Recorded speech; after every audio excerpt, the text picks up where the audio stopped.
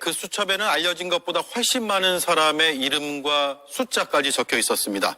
정치인뿐만 아니라 사법부, 언론계, 문화계, 연예인, 전직 운동선수까지 500여 명이 담겨 있다는 점이 깜짝 놀랄 만한 소식이었는데 오늘 상당히 논란과 뉴스가 되고 있는 상황입니다. 어떤 점이 주목이 됐습니까? 이동학 의원님? 일단은요, 저 수첩에요, 500여 명, 이렇게 명단이 있다는 것도 그런데 그게 수거 대상이라는 겁니다. 수거 대상이 도대체 뭐냐? 제가 보니까요, 흔적도 없이 날려버린다라는 의미를 갖고 있는 겁니다. 예. 이게 정말 무시무시한 것이죠. 그런데 500명의 명부를 보니까 뭔가 기준과 원칙이 있는 것이 아니라 누군가가 사심을 가지고 만든 명단처럼 보여요. 일종의 예를 들면 정치인, 사법부, 관련된 분들도 있고요. 종교계, 연예인, 이렇게 있는데 연예인 중에서는요 정치적으로 뭔가 편을 들다기보다 정치를 그냥 비판한 그런 사람도 있고요. 예. 특히나 그냥 선거 때 색깔 옷을 입고 나온 사람들도 거기에 명단이 적혀 있습니다. 이름만 예. 얘기하면 국민이 알 정도의 사람인데 전 이게 자유민주주의 국가에서 정말 자유를 말살시키려고 완전히 독재 국가로 만들려고 했었던 그런 시도였구나라고 하는 것을 볼 수가 있었고 대통령은 자기가 한 게 아니기 때문에 자기 스스로 빠져나가려고 하지만 보통 전쟁을 선포해도 대통령은 전쟁 선포만 하고 나머지 탱크가 갈 거냐 배가 갈 거냐 비행기가 갈 거냐 포를 쏠 거냐 총을 쏠 거냐는 그 밑에서 다 결정을 하는 거거든요. 예. 결과적으로 대통령도 이 여러한 이 작업에서 빠져나갈 수 없다라고 하는 것을 의미합니다. 예. 김인영 의원님? 저는 일단 해당 수첩이 노상원 전 사령관이 자신의 생각을 쓴 건지 그리고 또 정확하게 언제 쓰였는지 확인되지 않은 상황이라고 봅니다. 정확하게 확인이 안 됐던 상황이고 거기다가 김영원 장관이라든지 아니면 주요 사령관들과 이게 논의되고 나서 쓰여졌는지 지금 정확하게 확인이 되지 않은 상황이기 때문에 이걸 예. 비상계엄과 100% 연계하는 건 저는 아직까지는 적절하지 않다고 봅니다. 다만 노상원 전 사령관의 개인 생각이라고 할지라도 저런 생각을 가진 사람과 김용현 전 장관이라든지 이런 분들이 가깝게 지냈다는 그 점에 대해서는 저도 굉장히 충격을 받았고 비난할 부분이 분명 존재한다고 생각을 합니다. 예. 수첩에 적힌 체포 대상자 일부를 보면 홍장원 전 차장이 메모했다는 인사들과 일치합니다. 대통령은 체포 지시는 없었다라고 계속 주장하고 있지만 이걸 반박하거나 뒤집을 수 있는 근거로까지 확대 해석할 수 있을까요? 어떻습니까? 노상원이라는 사람이 사실 민간인이잖아요. 전 정보사령관이지만. 근데 이런 민간인이 독자적으로 체포 명단을 알아서 작성했다? 이런 거는 말이 안 된다고 생각합니다. 예. 그리고 민간인이 비화폰을 갖고 있었고 사령관들에게 이래라 저래라 이야기를 할 수 있었던 것은 결국에 김용현 전 국방부 장관의 지시가 있었고 또 그 위에는 최고 국군 통수권자인 윤석열이 있었기 때문에 뒷받침해줬기 때문에 이런 민간인이 이렇게 체포 명단도 작성을 하고 활동을 할 수 있었다라고밖에 볼 수 없습니다. 그리고 이 체포 명단만 봐도 누가 시켰는지 명확히 알 수 있습니다. 왜냐하면 이 체포 명단에는 예를 들어서 차범근 전 축구대표팀 감독이 있었잖아요. 예. 노상원과 차범근 감독이 관계가 있을 리가 없습니다. 결국에 이 명단은 결국 A, B, C, D 이렇게 등급으로 분류가 되어 있었는데 윤석열이 싫어하는 순으로 작성되었을 수밖에 없다라고 보이거든요. 예. 예를 들어서 차범근 감독 같은 경우에는 일전에 조국 전 대표를 위해서 탄원서를 제출을 한 적이 있습니다. 일면식도 없는 관계이지만 탄원서를 제출했기 때문에 윤석열의 입장에서는 눈에 까신 행동을 한 것이죠. 그렇기 때문에 체포명단에 들어가는 걸로 보이고요. 그러니까 결국에는 이 14명쯤 되는 이 체포명단을 봤을 때 홍장원 전 국정원 1차장과 또 명단과도 일치하잖아요. 그런 것만 봐도 결국에는 누가 시켜서 작성을 한 거라고 볼 수밖에 없다. 혼자 기획한 것이 아니라 누군가가 시켰다. 네. 이렇게 보시는 거군요. 김성열 의원은 생각 어떠세요? 지금 수거 대상으로 지목된 인물들 A부터 D까지 등급까지 분류가 되어 있거든요. 네. 혼자만의 망상으로 작성했을 가능성은 없을까요? 계엄이 무슨 게임도 아니고 이걸 어떻게 혼자서 준비를 하겠습니까? 게다가 이 유명 정치인을 A부터 D까지 등급을 나누고 또 사람을 갖다가 쓰레기처럼 수거 대상이라는 명칭까지 붙인다는 거는 굉장한 적대심까지도 보이고 있는 거예요. 예. 이건 단순히 혼자만의 생각이라고 보기는 어렵습니다. 저는 이거를 보면서 사실상 무슨 생각이 떠올랐냐면요. 이거는 윤석열의 정적에 대한 살생부예요. 예전에 우리 역사를 돌아보면 이런 적이 있습니다. 수양대군이 이제 개유정난 때 자신을 이제 반대하는 정적의 세력들을 합령회를 시켜서 살생부를 작성하게 하고 실제로 그들을 처단합니다. 지금 이 상황은요, 보면 윤석열을 위해서 노상원이 합령회가 돼서 살생부를 작성을 한 거예요. 예. 그리고 그것을 실제로 실행까지 한 겁니다. 그래서 저는 이 자체가 독재 친위 쿠데타의 증거라고 생각을 하고요. 게다가 홍정원 차장이 얘기하고 있는 메모에 나왔던 그 인물들과도 상당 부분 일치하지 않습니까? 이 내용만 보더라도 단순히 혼자 한 것은 절대 아니고 이 쿠데타 세력, 이 불법 계엄의 일당들에게 대한 작전 명령서나 다름없었다라는 생각을 합니다. 예. 자, 2025년판 한명의 살생부까지 언급을 하셨습니다. 근데 이게 체포 대상도 놀라운 부분입니다만 그 다음에 그러면 체포한 뒤에 어떻게 할지에 대한 내용까지 적혀 있는 것이 더 놀라워요. 섬으로 이송하는 도중에 배를 폭파시키거나 북한과 인접한 지역으로 이동시켜서 사살하는 계획까지도 적혀 있습니다. 그러니까 이름만 적혀 있다는 걸 넘어서 실행 계획이 구체적으로 들어가 있잖아요. 그렇습니다. 저는 이제 몇 가지 포석이 있을 수 있다 이렇게 보거든요. 저렇게 구체적으로 계획을 다 한 것은 이건 절대 실패하면 안 되는 작전이다라고 하는 전제가 하나가 있고요. 두 번째는 어찌 보면 대한민국의 민주주의라고 하는 수준 그리고 선진국 대열까지 올라오는 이 과정 자체를 굉장히 많은 나라들에서 부러워하고 배우자 이러한 인식까지 가지고 있지 않습니까? 그렇게 어렵게 만든 그 민주주의 국가에서 느닷없이 독재적 발상으로 저런 행동들이 나온다 하면 국제사회의 비난도 있을 수가 있겠죠. 예. 그럼 국제사회의 비난도 신경 써야 될 것이고요. 세 번째로는 이 독재국가가 되고 난 이후에 이렇게 해서 사람들을 처단한 그 사실들이 알려지게 될 경우에 그럼 국내에서의 어떤 여론은 좋을 것인가? 그러니까 이것은 우리가 한 것이 아니라 외부 세력이 한 것이다라는 알리바이를 만드는 것이 굉장히 중요했을 것이라는 판단을 해봅니다. 그래서 그 세 가지가 굉장히 중요했다 보고 저는 이 시점에서 정말 윤석열 대통령이 저러한 이 계획들을 세우고 그것을 실행되지 못하게 막았던 정말 이 국민들이 국회로 나와가지고 정말 이 국회에서의 의결 이거를 도왔던 것이 정말 신의 한 수였다라는 생각을 여전히 갖고 있고요. 예. 근데 확인해보고 싶은 게 있어요. 국민의힘이 실제로 우리가 헌정 질서를 합의해서 지금까지 쭉 끌고 왔는데 이 합의에 과연 동의하고 있는가? 이 시점에서 저는 이 부분이 분명히 확인되어야 될 지점이라고 보고요. 민주공화정은 어느 한 정당 혹은 제2정당 이런 식으로만 만들어지는 것이 아니고요. 본인들이 집권 여당임에도 불구하고 이 부분에 대해서 계속해서 방어하고 방탄을 하려고 하는 모습을 보이면 정말 국민들의 실망이나 이런 것들은 이루 말할 수 없을 것이다라고 생각합니다. 예, 여당의 반론은 잠시 뒤에 듣죠. 한가선 의원님, 네. 그 부분인데 이게 수사가 벌어질 경우에 대비책을 세우려고 했던 정황까지 들어갔거든요. 어뢰 공격, NLL 인근 공격 유도, 그러니까 북한을 활용하겠다라는 생각도 가지고 있는데 이게 정말 실행이 된다면 전쟁이 일어날 수도 있고요. 즉 국가 안보의 문제로 번질 수가 있고 외교 문제로도 번질 수 있는 거 아니에요? 그렇죠.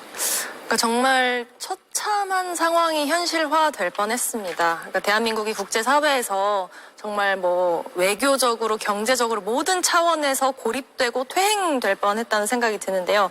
물론 이 노상원 수첩에 대해서 조금 더 자세히 수사를 해봐야 하겠지만 정말 이게 함께 기획했던 것으로 사실로 드러난다면 이거는 뭐 내란죄를 넘어서 외환죄에 적용이 될 수 있다고 생각을 합니다. 예. 그리고 이 노상원 수첩에 이런 문구가 있잖아요. 뭐 대선을 대비해서 좌파를 척결하겠다 뭐 이런 것도 써 있었는데 여기에 더해서 비공식 방법이라면서 뭐 북한과 접촉해서 북한을 이용하는 방법이 여러 가지가 써 있습니다. 예를 들어 무엇을 내어줄 것인지 이런 거래에 대한 계획도 있거든요. 그러니까 좌파를 척결하겠다면서 북한과는 일종의 거래를 하겠다 이런 정황이 드러나서 정말 의아한 부분이고요. 그러니까 이 이해할 수 없는 이 일을 이해할 수 있는 유일한 방법은 사실 좌파라는 프레임이 어떤 이념 문제가 아니라 정말 아까 말씀하신 것처럼 정적을 죽이기 위한 어떠한 프레임화한 것이다라고 볼 수밖에 없습니다. 그리고 이제 이 메모에서도 드러나는 게 비상계엄을 통해서 결국에 윤석열이 원했던 것, 후속 작업을 원했던 것은 장기 집권인 것으로 보이거든요. 왜냐하면 이 메모에 헌법 개정, 뭐 3선 집권 구상 방안, 그리고 후계자는 뭐 이런 문구들도 같이 쓰여 있습니다. 그러니까 정말 만약에 계엄이 몇 시간 만에 해제되지 않고 지속되었더라면 정말 끔찍한 전쟁의 상황도 날 수 있을 뿐더러 어쩌면 북한보다도 더 못한 독재 국가로 전락했을 수밖에 없다 이런 생각이 듭니다. 예, 수첩에 나오는 계엄 계획을 조금 더 자세히 보면 D-Day를 설정해놓고 D-1, D+1, D+10일까지 그리고 30에서 50일까지 날짜별로 실행 계획들이 나와 있어요. 미국의 협조 구한다, 준비 명령, 행사 준비 점검. 행사라는 것은 아마 계엄인 것으로 판단이 됩니다. 그리고 D-Day에는 VIP 담화 장소 구체화 요망, 출금 조치. 근데 출국 금지 조치의 대상자가 전 국민이고요. 수거팀 차량, 호송, 무장, 사전 교육 같은 것들을 D-Day 하는 것으로 나타나고 있습니다. 그 뒤에도 많습니다. 추가 수거 대상별 수거 후에 수집소로 이동한다는 게 D+1에서 D+10까지가 되고요. 10일 이후 그 다음에 30일에서 50일까지는 서울 외 지역 수집 대상을 수거하는 작전까지도 명시를 하고 있습니다. 2시간짜리 계엄이 어디 있느냐? 라는 게 윤석열 대통령의 줄기찬 주장인데 노상원의 생각만 달랐던 걸까요? 아니면 노상원의 생각과 대통령의 생각은 비슷했으나 실행되지 못했을 뿐일까요? 일단 이동학 최고위원님께서 말씀하신 부분에 답변을 드리자면 저희는 한동훈 대표가 비상계엄이 발표된 직후에 가장 먼저 정치인 중에서 가장 먼저 빠르게 반대 입장을 밝혔다는 점 분명 말씀드리겠습니다. 이 수첩에 대해서도 옹호하는 것이 아니라 현재까지 명확하게 계엄과 연계할 수 있는 부분이 없다는 거지. 이 수첩 자체를 부정하는 건 아닙니다. 그리고 제가 드리고 싶은 말씀은 이 수첩에 대해서 마치 치밀한 계획이 있다고 말씀들 하시는데 가만히 돌이켜보면 이게 사실 터무니없는 계획이 더 많지 않습니까? 우선 일단 노상원 사령관에 대해서 저희가 짚어볼 부분이 있습니다. 이분이 군 내부에서 덕망이 높거나 아니면 군 내부에서 인정받는 사람이냐? 그렇지 않습니다.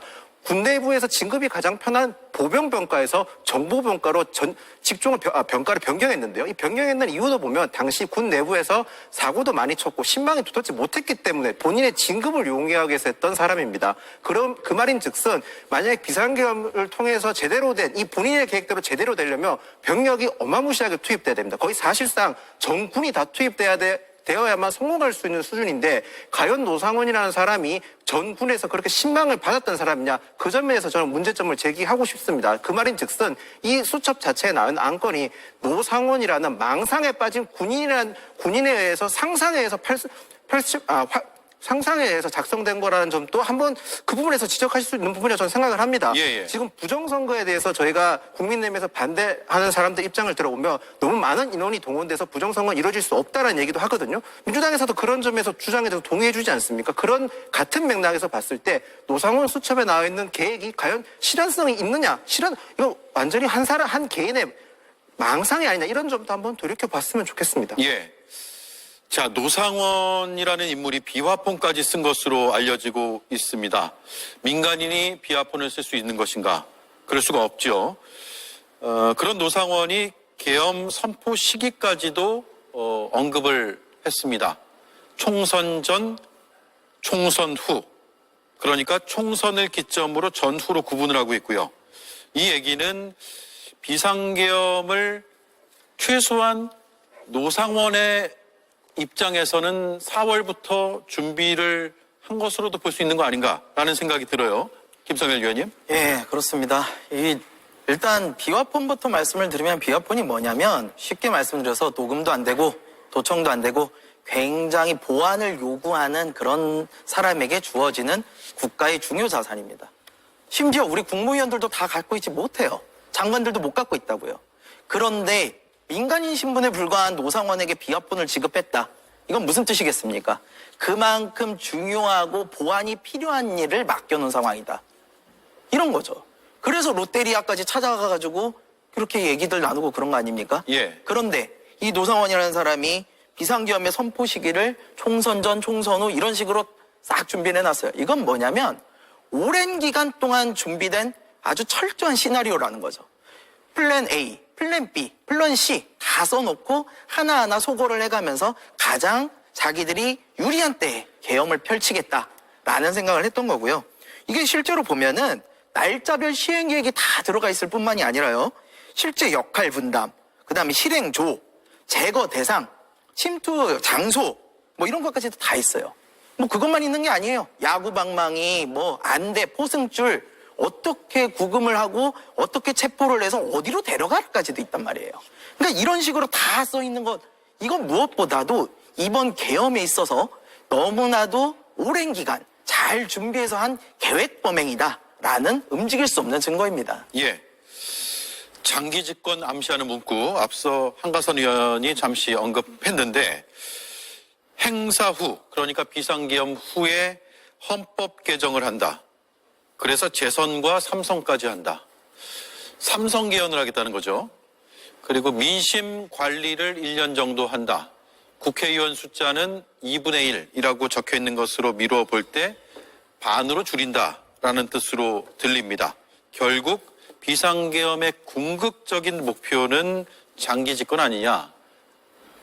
노상원은 그걸 꿈꾼 거 아니냐라는 생각이 드네요. 노상원은 누군가의 꿈을 함께 꿨을 것 같고요. 노상원만의 꿈은 아니었을 것 같습니다. 노상원은 혼자 할 수 있는 일은 아니니까요. 그렇습니다. 왜 그러냐면 제가 이러한 뉴스가 보도되고 나서 12월 3일 당일에 윤석열 대통령이 계엄령 선포하는 그 문 5분 정도 연설을 했잖아요. 그걸 다시 한번 보니까 섬뜩한 문구가 다시 들어오더라고요. 그게 뭐냐면 일단 야당이나 야당이나 시민사회를 가리켜서 국민 삶은 안중에도 없고 탄핵과 특검, 야당 대표 방탄으로 국정을 마비시키고 민주체제의 전복을 기도하고 있다라고 딱 규정을 합니다. 그러고 난 다음에 자유와 행복을 약탈하는 파렴치한 종북 반국가 세력들을 일거에 척결한다. 이 얘기가 있습니다. 그리고 또 하나, 지금까지 폐악질을 일삼은 만국의 원흉, 반국가 세력을 반드시 척결한다. 이렇게 되어 있습니다. 이 상황, 이 대통령의 상황 논리와 그들을 반드시 척결해야만 하는 이유를 이렇게 적어놨고, 그 이후에 노상원 저 수첩이 별개로 그냥 동떨어져 있는 것이 아닙니다. 왜냐하면 최상목 경제부총리가 받았다던 이 비상 입법 기구라는 문구가 들어있지 않았습니까? 그러면 헌법 개정은 어디서 합니까? 대통령이 그냥 혼자 할 수 있습니까? 아닙니다. 국회에서 할 수밖에 없습니다. 그렇기 때문에 그 비상 입법 기구를 통해서 예산뿐만 아니라 저 헌법 개정까지도 꿈을 꿨을 것 같다. 이런 말씀을 좀 드리고요. 그 다음에 국회의원 숫자 2분의 1로 줄인다. 이런 것들이요. 저는요. 사법부, 행정부, 입법부까지 전부 다 관할하는 총통이 되고자 했던 그런 계획이 아니었는가. 저는 의심이 해볼 수밖에 없는 상황이라고 봅니다. 예. 자, 노상원이 경찰 조사에서는 이 수첩에 대해서 뭐라고 했냐면 김용현 전 장관이 불러주는 대로 받아 적었다라고 진술했다는 겁니다. 물론 언론 보도를 통해서 알려진 내용이고요. 반면에 검찰 수사 단계에서는 진술을 아예 안 하고 있다라고 합니다. 결국 수사로 밝혀지고 재판까지 가봐야겠지만 검찰에서는 진술을 안 하는 이유가 있을 것 같아요. 그 이유를 어떻게 볼 수 있습니까? 김인영 의원님 먼저 말씀해 주실까요? 저희 국민의힘에서는 경찰 쪽에 국수본에서는 아마 조각 정보를 의도적으로 흘려서 이렇게 좀 의도적 불거진 거 아니냐는 주장도 하고 있습니다. 예. 일단 검찰 쪽에서는 공소장에 노상원 수첩을 넣지 않았던 이유로서는 이게 조각조각 너무 파편적으로 돼 있어서 해석의 여지가 많고 노상원 씨가 지금까지 아직 구체적인 어떤 진술을 하고 있지 않아서 공소장에 적진 않았을 뿐이지 계속해서 수사를 하고 있다는 입장입니다. 예. 저 역시 뭐 이 사건 노상원 사건 수첩을 보면서 많은 생각이 들었는데요. 그냥 전 단지 불명예 전역한 군인이 과거 망상에 빠져서 아직까지도 그냥 말도 안 되는 얘기를 계획을 혼자서 썼기를 저도 간절히 바랄 뿐입니다. 이 사실 누가 봐도 실현 가능성이 터무니없지 않습니까? 물론 이분이 노상원 전 사령관이 김용영 장관이나 이런 분들 가깝게 지냈다는 점에서 비난하는 부분을 충분히 받아들일 수 있으나 아직까지 저희가 예단하거나 너무 단정지어서 할 부분은 아니라는 점을 다시 한번 말씀드리겠습니다. 예. 네, 아까 김윤영 의원님께서는 이 노상원이라는 사람이 군 내에서도 인정받지 못한 사람이다. 신망이 두텁지 않은 사람이다라고 표현을 하셨는데 오히려 그런 사람이기 때문에 맡겨진 일 아닌가. 정상적으로는 도저히 납득할 수 없는 기획이기 때문에 그런 사람에게 맡길 수밖에 없지 않았나 그런 생각이 듭니다. 그리고 혼자만의 망상으로 이런 메모를 쓰고 했다기에는 보도를 통해 드러난 부분이 계엄 직전에 나흘간 연속으로 김용현 전 국방부 장관과 만났다고 하잖아요. 예. 그러니까 혼자만의 어떤 망상에서 이제 방구석에서 데스노트를 썼다고 보기는 어려운 거죠. 그리고 이 뭐 진술을 안 하고 있는 부분에 대해서는 결국에는 죄수의 딜레마에 빠진 게 아닌가 생각을 합니다. 왜냐하면 결국에 내란을 기획했던 이 모든 일당들이 본인이 살고자 유리한 진술을 하면서 같은 편이었던 사람들이 거짓말을 했음을 이제 드러나게 하는 진술들을 많이 하고 있기 때문에 노상원도 지금 자기가 무슨 말을 해야 어떤 진술과 일치할지 모르니까 이렇게 침묵을 할 수밖에 없는 게 아닌가 싶습니다. 예. 수첩에 등장한 실명의 당사자들 입장에서는 굉장히 섬뜩함을 느낄 수밖에 없을 것 같고 또 트라우마로 남을 수도 있을 것 같고요. 명예가 훼손됐다고 생각할 수도 있을 것 같습니다. 오늘 여러 인사들이 입장을 냈는데 먼저 이재명 더불어민주당 대표의 오전 발언을 들어보겠습니다. 그 차범근 감독이 왜 들어갑니까? 그 이상하게 이재명 영장 기각한 판사 이름이 없다 싶었더니 역시 꼼꼼하게 들어있었습니다. 반대하는 사람, 불편한 사람을 전부 죽여버리려고 했던 거 아닙니까? 이게 대체 상상이나 할 수 있는 일입니까? 그리고 더 기가 막힌 일은 우리가 옛날 교과서에서나 봤던 삼선 개헌을 시도했다는 거 아닙니까? 이 독재 왕국을 만들려고 한 거죠. 네, 그리고 이준석 개혁신당 의원은 페이스북에 보도 직후에 글이 올라왔습니다. 안녕하세요. 수거대상 이준석입니다.로 시작을 합니다. 정치권에서는 어쨌든 파장이 일고 있고 이 파장은 상당 기간 지속이 될 것 같아요. 그렇습니다. 군 지휘 철칙이 있습니다. 공은 이 부하에게, 책임은 나에게 이런 게 있습니다. 지금 윤석열 대통령은 국군 통수권자였잖아요. 그럼에도 불구하고 본인의 지시로 인해서 그것을 이행했던 사람들은 줄줄이 지금 사법처리 대상으로 되고 있고 본인의 인생이 완전 망가졌습니다. 그분들도 다 처자식이 있는 사람들입니다. 그럼에도 불구하고 이런 상황에서조차 뻔뻔하게 변명으로만 일관을 하고 있고요. 이런 계획들이 드러나면 사실은 정면 돌파, 진실과 사실밖에 답이 없습니다. 국민들께 사과하고 이 면을 구하는 게 낫는데 그런 부분들을 아예 진행하지 않고 뻔뻔하게 계속 자기는 안 하고 오히려 책임은 부하들에게만 있다. 이렇게 전가하는 모습을 보니까 정말 대단히 실망스럽다는 말씀 드립니다. 예. 김성일 의원님. 예, 윤석열 씨한테는 정말 이준석이 눈에 가시였나 봅니다. 지금 문재인 전 대통령 그리고 이재명 대표와 함께 이준석을 언급하며 A급 수거 대상으로 했다고 하는데요. 이거는 결국 이번 계엄이라는 게 어떻게 포장을 하든 그냥 자신에게 바른 소리 하는 정적들을 제거하기 위한 분풀이용 계엄이었다는 증거입니다. 지금 보면은 윤석열 측은 부정선거를 밝히고 국회를 정상화시키기 위해서 계엄을 했다는 정말 말도 안 되는 소리를 하고 있는데요. 사실은 그게 아니라 자신의 정적들 그냥 싹 쓸어버리고 그 다음에 자신의 장기 독재를 유지하고 싶어 했던 거죠. 그렇게 가려고 했던 게 이번 계엄이라는 것이 본질적으로 드러나는 것입니다. 그리고 우리가 지금 한 가지 간과하고 있는 게 있는데 이 노상원 수첩에 나와 있는 것 중에 가장 중요한 내용 중 하나는요. NLL에서 도발을 통해 북의 공격을 유도했다는 점이에요. 예. 이거는 명백한 외환죄의 소지가 있습니다. 전쟁을 일으키려고 했었다는 점이에요. 그래서 저희가 탄핵이 끝나고 내란죄에 대한 수사도 하지만 외환죄에 대한 거 반드시 밝혀야 된다. 이 파장은 쉽게 없앨 수 없을 거다라는 생각을 합니다. 예.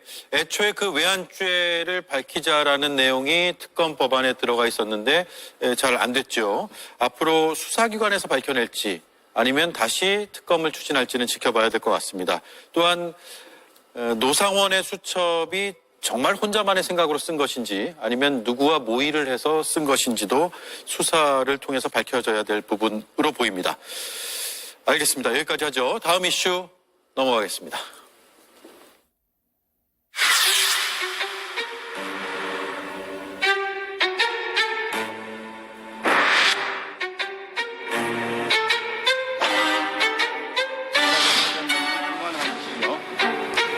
등이 떠야 공장 자신이 네, 재판장님 그 피청구인 본인이 누구보다 잘하는 부분이라 한두 가지만 직접 여쭙게 해주십시오. 적어 주십시오. 본인이 직접 물을 수는 없게 돼 있습니까? 규정상? 그러려면 저희들 평의를 따져야 됩니다. 규정의 근거가 뭔지 저희들 평의 결과가 그렇기 때문에 그걸 바꾸려면 근거를 들어주십시오. 법정 근거는 소송 지휘권 행사입니다.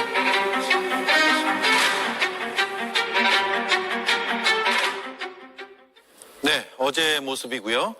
어제 8차 변론까지 끝났고 9차 변론을 화요일에 하기로 했습니다. 그리고 오늘 오후에 헌법재판소에서 10차 변론도 열겠다고 알려왔습니다. 화면으로 정리가 돼 있네요. 화요일은 오후 2시에 열리기로 했고 10차는 20일 목요일 오후 2시입니다. 증인이 채택이 됐는데 한덕수 전 총리죠, 현재. 탄핵돼 있는 상황이지만, 탄핵 심판을 기다리고 있는 중이지만, 홍장원 전 1차장, 조지호 경찰청장, 이렇게 돼 있습니다. 한덕수 총리는 피청구인 측에서 요구를 한 증인이고요. 홍장원 전 차장 역시도 피청구인 측에서 채택을 해달라고 요청을 했습니다. 조지호 전 경찰청장은 양측의 요청이 다 있었습니다. 일단 헌재에서 10차 변론을 열기로 했다는 것은 조금 더 열어달라라는 대통령 측의 요구를 받아들인 것으로 봐야겠죠? 그렇습니다. 그런데 저는 과연 저것이 윤석열 대통령 측에 유리할지는 모르겠습니다. 예.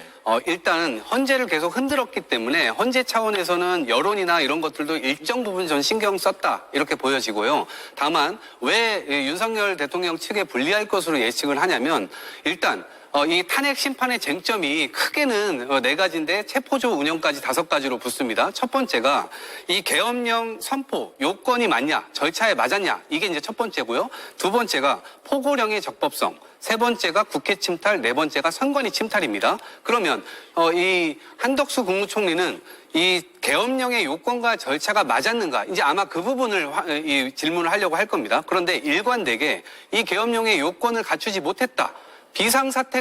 사태라고 볼 여지가 없다라고 여러 차례 이제 말을 했고요. 그 다음에 국무회의가 있었느냐 이 여부에 대해서도 국무회의라고 볼 수가 없다. 그리고 회의록도 작성하지 않았고 부서도 한 바 없다. 명확하게 밝혔습니다. 그런데 헌법재판소에 나와서 느닷없이 회의록이 있다고 얘기를 하겠습니까? 부서를 했다고 얘기를 하겠습니까? 그렇기 때문에 윤석열 대통령 측에는 오히려 불리한 이 증인이 되지 않을까 싶고요. 예. 그다음에 두 번째로 홍장원 차장 같은 경우는 이미 본인이 뭔가 예를 들어 말 실수를 했다거나 혹은 메모가 약간의 실수가 있었던 점은 본인도 인정을 했습니다. 그렇지만 큰 틀에서 달라질 건 전혀 없습니다. 그리고 그분뿐만 아니라 주변에서 증언하고 있는 이를테면 체포를 해야 된다. 그 체포조 명단과 관련해서는 방첩사의 수사에서도 이미 드러난 바가 있고요. 경찰청에 여인영 방첩사령관이 이 조지호 경찰청장이 전화해서 직접 명단도 다 불러줬다고 하는 것 아니겠습니까? 그런 여러 가지 이 정황들을 지켜놓고 볼 때 홍장원 차장 역시도 다시 불러봐야 유리할 수 있는 증언이 안 나올 텐데 저렇게 굳이 불러달라고 하니 헌재 차원에서는 이렇게 불러서 뭔가의 어떤 명분을 더 만들려고 하는 것 같고요. 그런 차원에서 보면 한 차례 정도 더 길이 연장되고 그 이후에 3월 정도에는 이 심판이 내려지지 않을까 싶습니다. 3월 언제쯤이요? 3월 한 중순경으로 예측을 해봅니다. 중순으로 그렇습니다. 보시는 거군요. 그런데 대통령 측에서 10차 변론까지 더 열어달라고 얘기는 했는데 정작 날짜가 정해지니까 그날 못 나간다라고 얘기하고 있어요. 다음 주 목요일이죠. 20일. 그렇게 되면 대통령의 요구는 그날은 못 나가니까 미뤄달라는 것이고 그 다음 주 화요일 정도로 열릴 수도 있는 거 아니에요? 왜 못 나온다는 거죠? 일단 10차 변론기일인 20일 날이 윤석열 대통령이 지금 내란 혐의로 형사소송도 하고 있지 않습니까? 그 예. 재판이 열리는 날이기도 하고 형사재판 첫 재판 첫 날이군요. 재판이죠. 그 동시에 또 구속취소 신문도 있습니다. 그날. 그러니까 방어권 차원에서 윤석열 대통령 측에서는 변론기일을 좀 늦춰달라는 주장을 했던 것 같습니다. 그리고 이 주장은 충분히 할 수 있는 게 헌법재판소법 51조에 보면 같은 사안으로 형사소송이 취하게 되면 예. 그 헌법재판을 중지하게 돼 있습니다. 물론 지금 이 사안이 중대하기 때문에 실제로 헌법재판소가 이 헌법심리를 중단할지 안 할지는 알 수 없지만 윤석열 대통령 측 입장에서는 충분히 이런 주장을 할 수가 있는 이유가 실제로 손중성 검사가 지금 본인이 탄핵됐고 같은 사유로 형사소송을 받고 있기 때문에 실제로 헌법재판이 중단된 상태입니다. 예. 그런 사례가 있기 때문에 윤석열 대통령 측에서는 충분히 할 수 있는 주장이라고 생각을 합니다. 예. 그렇군요. 아마 시청자들께서는 그 부분에 이제 집중을 하실 것 같아요. 다음 주 목요일 날이 10차 변론기일인데 이날 안 된다라고 하는 여러 이유들이 있을 수 있겠지만 그러면 더 늦춰지는 거 아니냐. 가부를 일단 빨리 알고 싶은 게 대다수의 시청자들 아니면 시민들의 요구고 궁금증인데 그게 더 늦춰질 가능성에 대해서는 걱정을 하실 것 같습니다. 김성열 위원은 언제쯤 그러면 결론이 나올 걸로 보세요? 3월 초? 중순? 어떻습니까? 저는 일단 헌재가 이번 사건에 있어서 방어권 보장을 충분히 해줘야 된다고 생각하면서 동시에 방어권 보장을 충분히 해주고 있다라고 생각을 합니다. 예. 어느 이제 이 피고인이라고 말하기 좀 그렇습니다. 피청구인에 대해서 누가 이렇게까지 사정을 봐주는 경우가 어디 있었습니까? 예? 수사기관에서는 출두 요구를 3번째 해가지고나 겨우 가서 법원이 발부한 체포영장 가지고 체포도 못하고 돌아왔다가 결국에는 몸싸움 끝에 해오고. 그러니까 이런 상황들뿐만이 아니라 변호인도 충분히 선임해줬죠. 지금 사실은 여기 나오실 때도 국격을 생각한다면서 머리, 헤어 다 바꿔 오시잖아요. 이런 것들도 사실 다 방어권이거든요. 예. 그리고 더 문제는요. 방어권을 보장을 해드린다고 해서 정말로 본인에 대한 나는 위헌을 하지 않았다라는 이야기를 하시면 괜찮아요. 근데 그게 아니라 무슨 말씀하십니까? 내가 봤는데 내가 잘 봐서 왔는데 저거 술 먹은 것 같아. 이런 이야기 하시잖아요. 예. 이런 방어권이 도대체 무슨 소용이 있겠습니까? 그래서 저는 방어권 부분은 보장은 해야 되지만 지금 좀 악용을 하고 있으니 이런 부분은 헌재에서 좀 잘 정리를 해야 된다는 생각을 하고요. 이런 게 빨리 정리가 될 경우에는 3월 초에서 3월 중순 이내에는 좀 나지 않을까 이렇게 생각을 합니다. 3월 초에서 늦어도 중순까지 보시는 거군요. 네, 그렇습니다. 예. 자, 그런데 10차 변론기를 20일로 정해놨는데 못 나온다고 해서 그 다음으로 늦춰주잖아요. 그리고 나면 모든 것을 다 수용할 것이냐. 그 뒤에는 또 다음 변론도 또 지정해야 되는 거 아니냐라는 주장이 계속 꼬리에 꼬리를 물지 않을까라는 생각도 들어요. 한가선 의원님. 네. 한가선 의원님 그리고 조국혁신당에서는 3월 초로 봅니까? 3월 중순으로 봅니까? 뭐 3월 초 중 예상하고 있죠. 근데 다 비슷하네요. 네. 네. 근데 이제 굉장히 많은 증거들이 나왔고 이제 더 이상 나올 것이 없기 때문에 이제는 끝을 내야 된다. 그게 예. 국민들의 대다수 국민들의 마음이다라고 생각하고 있습니다. 예. 자, 김계리 변호사의 어제 태도에 대해서 여러 의견들이 있는 것 같습니다. 앞서 화면으로 보셨죠. 재판관을 압박하려는 듯한 모습 아니냐 이런 생각을 하신 분들도 있는데 한가선 의원은 어떻게 보셨습니까? 이게 많은 분들이 사실 뭐 이 김계리 변호사의 뭐 성정이 그렇다, 공격적인 태도가 그래서 지금 뭐 불리한 뭐 결과만 야기할 뿐이다 이런 식으로 평가를 하고 계신 분들이 있는데 저는 오히려 윤석열 변호인단의 어떠한 업무 분담 굉장히 정치적으로 고도로 계산된 전략일 수도 있다고 생각하거든요. 그러니까 사실 법을 아는 변호사라면 탄핵이 기각되리라 생각하는 사람은 거의 없을 거라고 생각합니다. 그렇기 때문에 정말 국민들이 생중계로 위헌 이런 정황을 다 지켜봤고 그리고 많은 증거들이 드러나고 있잖아요. 그렇기 때문에 오히려 탄핵 이후를 계산하고 있는 게 아닌가 이런 생각이 들거든요. 그러니까 국민의힘 지도부도 그렇고 윤석열 극렬 지지층도 그렇고 극우 유튜버들도 그렇고 지금 계속 하려는 시도가 뭐냐면 헌법재판소가 불공정하다, 편향되었다라는 프레임을 확산하려고 하는 것으로 보입니다. 예. 그렇기 때문에 김계리 변호사가 이렇게 헌재를 공격하는 듯한 태도를 보이는 것도 어떠한 밑밥을 까는 거라고 생각을 하는데요. 결국에 탄핵이 인용된다면 조기 대선 국면이 펼쳐지잖아요.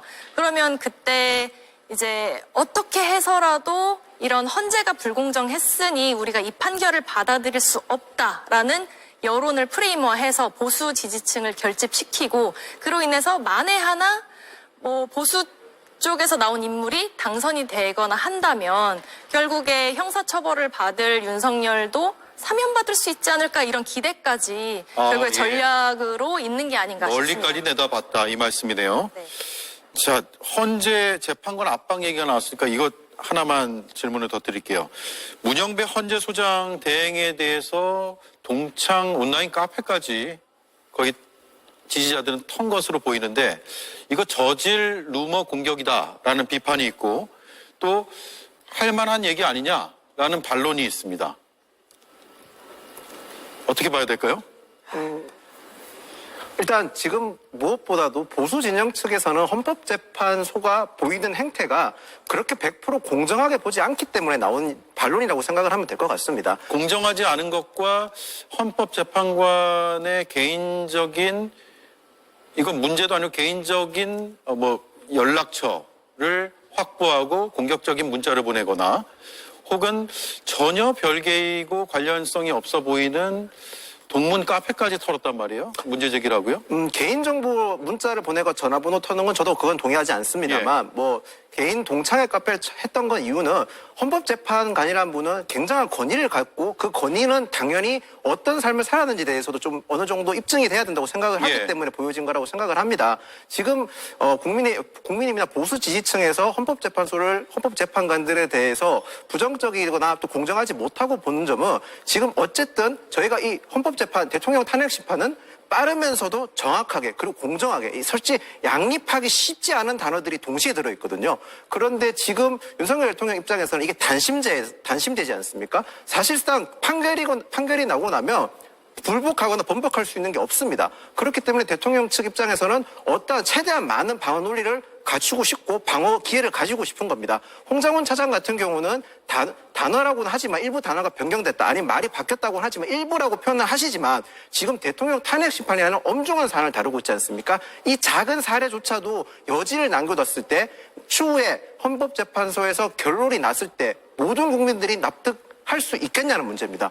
헌법재판소에서 판결이 나면 그 심리의 결과는 모든 국민이 최대한 많은 국민들이 납득을 해야만 이런 갈등이라든지 사회적 혼란이 줄어들 수 있는데 지금 보이는 헌법재판소에서 보이는 행태가 윤석열 대통령 측에서 주장하는 홍장훈 차장의 발언이 좀 바뀐 부분 또는 동선이나 행적이 바뀐 부분에 대해서 충분히 심리하고 증인신문을 할 수 있는 기회를 주지 않았다는 점을 말씀드리는 거라고 생각합니다.